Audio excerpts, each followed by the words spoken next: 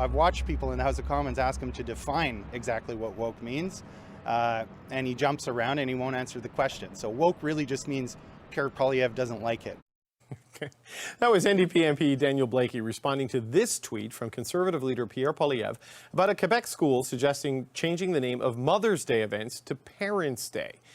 He tweeted, "The woke wants to delete Mother's Day," he wrote. "This ugly and weird ideology, which Trudeau endorsed at his party convention, wants to delete everything except the state, which would control everything and everyone." Now, the school says the decision was meant to make children who might not have a mother or are foster children feel more included, but it apologized for the clumsy way this message was communicated. So will Poilievre's campaign against so-called wokeness resonate with voters? A little bit bigger than that. It's time to bring in the Friday Power Panel. Nigan Sinclair is a columnist for the Winnipeg Free Press and a professor of Indigenous Studies at the University of Manitoba. Emily Nicolas is a columnist with Le Devoir. And here with me in the studio, Toronto Star Ottawa Bureau Chief Tonda McCharles and Marie Vastel, a parliamentary reporter for Le Devoir. Okay, Emily, this started in Quebec. It was started kind of by Quebec Conservative leader Éric Duhaime, asking Quebec's education minister if he would allow the woke, in his words, to abolish Mother's Day. What do you make of the federal Conservative leader jumping on this as an issue? What is the tactic and the strategy here for Pierre Poilievre? So essentially, a teacher just thought that it'd be sensitive to make a Parents' Day celebration. Student had just lost their mother. Somehow this became public. Somehow the Quebec Conservative leader jumped on it. The Minister of Education jumped on it. Several columnists from mostly Québécois jumped on it too. I was all over the news here that, you know, Mother's Day was about to be canceled. And so Pierre Poilievre is jumping on it because there's a playbook that's coming from the United States that is attack teachers. And it's something that's, in the last years, we've seen a lot of that going on. Especially around, you know, wokeness in classrooms and how it's corrupting children. And there's been several bills in the U.S. that have been adopted by Republicans. And so it's something that is working, quote unquote, in the U.S. And so there's an opportunity to jump on it. But, you know, several people provincially have jumped on it too.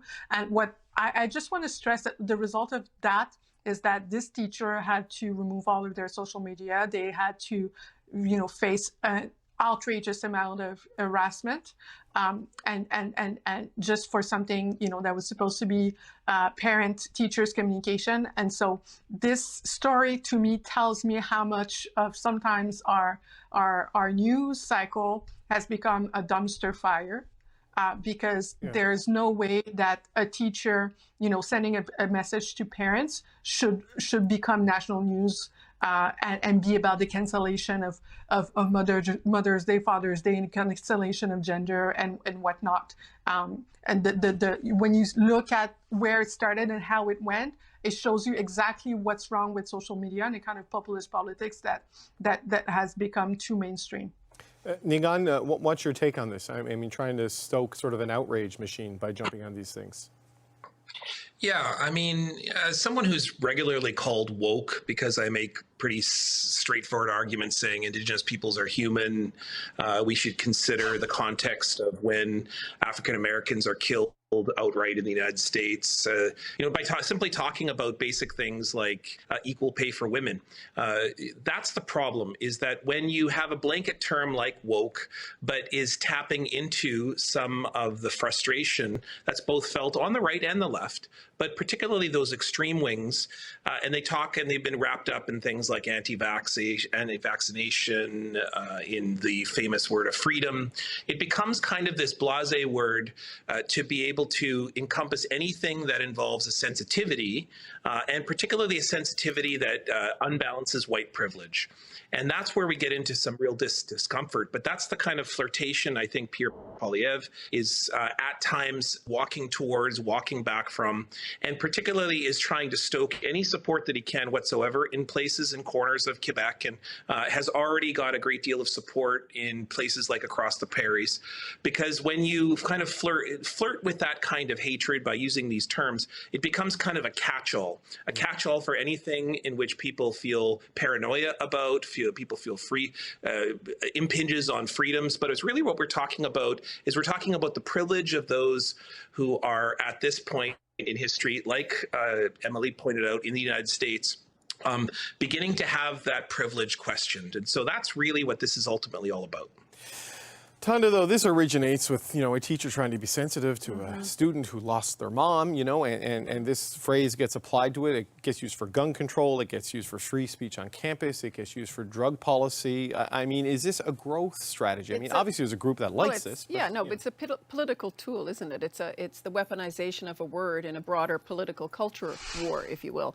It's kind of similar to the way we saw, this whole idea that Mother's Day is being canceled. Like, what about Christmas being canceled? It's the whole.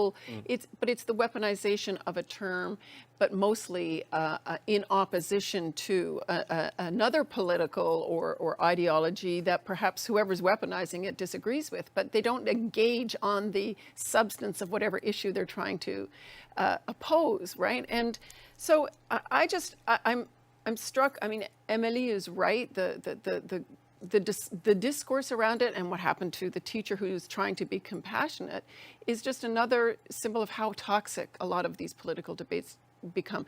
In Mr. Poilievre's characterization of it, there is no room for nuance. He's not offering a serious critical analysis of what might be wrong or what he's concerned about. He's simply throwing flames. And so I think, most people do see that for what it is, except it appeals to a certain faction of the political consumer public, doesn't it? Yeah, but Marie, Quebec would be Pierre Poilievre's weakest province, right? If you look at where he is in the polling there. I mean, this seems to have originated with Éric Duhaime, who made some waves in the election, but not really the big breakthrough. I mean, is there a growth opportunity in Quebec with this type of politics? Actually, we were talking about the term woke in Quebec 2 years ago. The Premier, François Legault, tried to use it 1 year before the provincial election against the left party Québec Solidaire and its leader, Gabriel Nadeau-Dubois, whom François Legault called woke. Right. And it sort of haunted him for a few weeks. He couldn't explain what woke meant, as a majority of Canadians can't, according to a poll. And he ended up backtracking and saying, you know what, I probably shouldn't have said that and I won't call him that anymore. I wonder if that's a lesson for Mr. Poilievre, that it didn't necessarily work for Mr. Legault, and I don't know if it would work for him. I'm not surprised that he's using the term. They've sort of been hitting on that, the Conservatives, since 2020 under Erin O'Toole. It's just more of that, maybe a little more outspoken, but they were already going in that direction. And then today, Maxime Bernier, which we'll talk about later, but when he launched his campaign in a by-election, he called out the woke cult that is demolitioning, I don't know the words, traditional pillars of society. He really hit the woke nail on the head. So I think Mr. Poilievre kind of feels that he has to go in that direction, but I'm not sure I see a lot of growth. Your colleague Aaron Weary had a good analysis it's about on everything the term. and nothing all at the same And time. he had poll numbers from Polarama. Polara. Okay, thanks. Who's like Polarama? Polarama. I'm sorry, Everything's a dollar. Which said that, a majority of, or a little bit over half of Conservatives and Bloc supporters don't like the word woke, but a third of Liberal and NDP supporters do think that the word has a positive connotation. So I don't know that Mr. Poilievre is preaching to the converted by using this strategy and not sort of widening his base using that word. I think it might not be that lucrative for him. Right. So, Emily, what's your sense on that? I mean, Quebec is where he needs to grow and break through, in addition to Ontario and the suburbs of the big cities. I mean, is there an audience for this that's worth chasing? Yes, there is. Definitely in Quebec, people are. There's so many. I can't even tell you the number of search you could have with the word woke in terms of newspaper articles every week in this province. It's really been an obsession since 2020.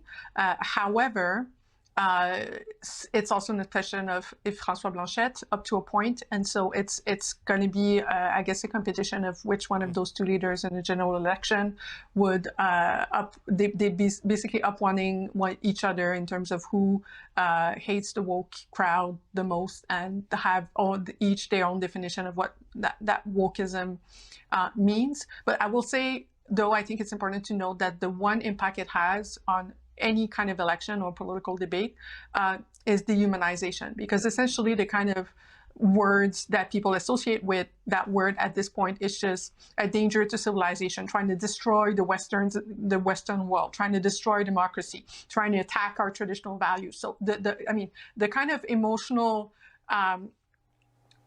just weight that is behind what a lot of people now associate with this word is so high. You're basically saying that a person that is woke is a person devout of reason, that it's basically subhuman, and because of that, applying this label to a person just makes that person just free. It's free for all.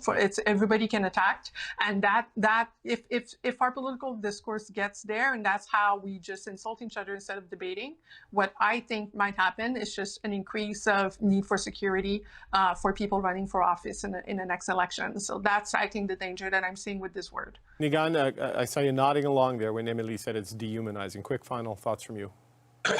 Yeah, I mean, as I mentioned before, anyone who talks about the inclusion, what are some really basic issues around inclusion, sensitivity, around trying to take what has been so-called traditional frameworks and try to open those up and include people of different races and genders and sexualities. I mean, that's often what's called as woke. And so what that is actually is a sign that those who have benefited greatly from privilege in the past are seeing a destabilization when you see a lot of name calling like this. And particularly, I think it's important to point out that also in that poll, almost nobody could define what woke is, including the leaders themselves. And as we pointed out in stories that reporters were doing today, none of the parties wanted to define what woke is. And so the fact that people don't want to define it but want to continue to use it is a big sign that there is something bigger at play. And I think the biggest thing at play is that those who are working very hard to try to include those who have been marginalized in the past are succeeding.